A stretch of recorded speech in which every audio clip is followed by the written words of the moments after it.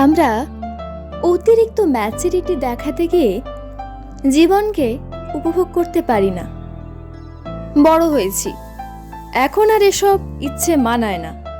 লোকে কি ভাববে, সমাজের চোখে ছোট হব, এগুলো এখন বাচ্চামি, আমাদের সাজে না। এইসব কিছু ভেবে আমরা প্রতিনিয়ত নিজের ইচ্ছে, শখ, স্বপ্ন সমস্ত কিছু নিজের হাতে মেরে ফেলছি। অতঃপর নিজেকে মৃত্যুর মনে করে অনুভূতিহীন হয়ে জীবন পার করছি। ধরুন, আপনার যদি ৪৫ বছরেও বৃষ্টিতে ভিজে আনন্দ করতে মন চায়, কিছু না ভেবে উঠোনে নেমে পড়ুন। আপনারা স্বামী স্ত্রী একসাথে যদি একান্তই সময় কাটাতে চান, দূরে কোথাও চলে যান।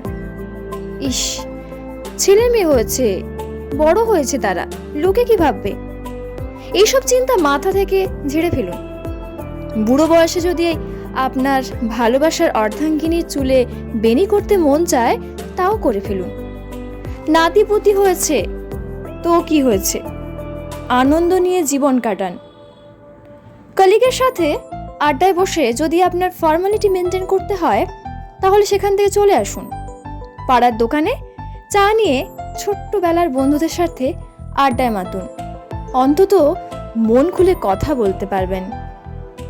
প্রেমিকার হাত ধরে ভালোবাসি বলতে মন চাচ্ছে, কানে লাল গোলাপ ফুল দিতে মন হচ্ছে, পায়ে নুপুর পরিয়ে দিতে ইচ্ছে করছে, করে ফেলুন। কারণ ম্যাচুরিটি দিয়ে কখনো ভালোবাসা হয় না। একটু পাগলামি থাকতেই হবে, তবেই না ভালোবাসাটা সুন্দরময় হয়।